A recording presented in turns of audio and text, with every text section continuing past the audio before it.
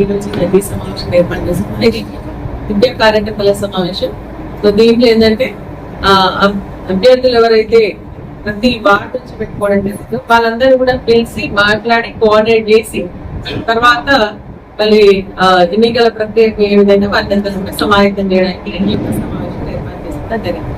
ఏమైనా ఈ రోజు ఏంటంటే కాంగ్రెస్ పార్టీ ఏదైతే 6 హామీలు 420 గ్యారంటీకి సంబంధించినటువంటి 6 గ్యారంటీలు 420 హామీలు ఇచ్చిందో అవన్నీ చేయకపోవడం వల్ల ప్రజల్లో పూర్తిగా వ్యతిరేకత ఉంది.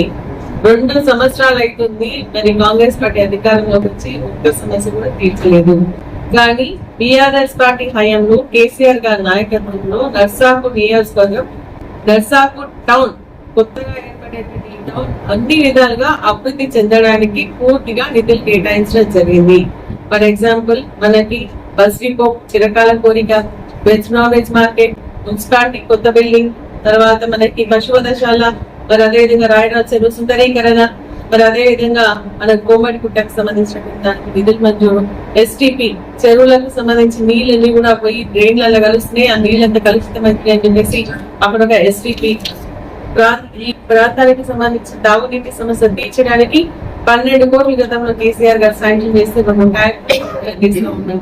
మరి అదే విధంగా ఇట్లా అన్ని కార్యక్రమాలు మన రచనలకు సంబంధించి ఏదైతే ధోబీఘాట్ 2 కోట్లకు కడతాం ధోబీఘాట్.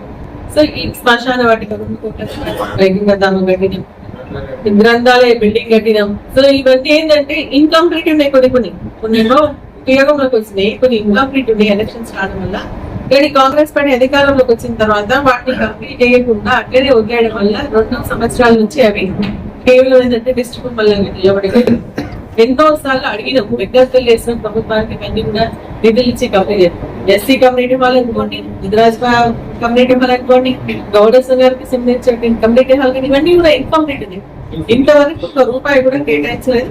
కాబట్టి టిఎఫ్యూ ఐడిసికి సంబంధించిన నిధులు 15 కోట్లు అవి ఇవ్వలేదు. మరి అదే విధంగా కేటీఆర్ గారు ఇచ్చిన 40 కోట్ల నిధులు కూడా మళ్ళీ పోయినాయి ఎస్టీఎఫ్ కింద. మరి అర్బన్ పార్క్ డెవలప్ చేస్తున్నాం.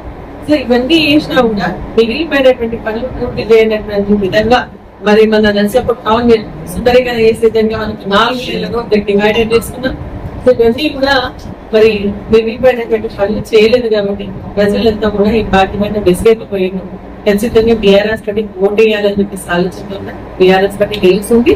కార్యకర్తలు నాయకుల యొక్క సమన్వయంతో ముందుకెళ్ళి, ఎందుకంటే పార్టీకి అందరు కావాలి, అందరికీ ఆశించిన వాళ్ళకి టికెట్ ఇవ్వాలి కాబట్టి మరి ఎవరైతే ఆశిస్తున్నారు వాళ్ళు కూడా మిగిలిన వాళ్ళందరూ కూడా పోయే విధంగా ఈ సమాయత్తం చేయడానికి సమావేశం ఏర్పాటు చేస్తారు.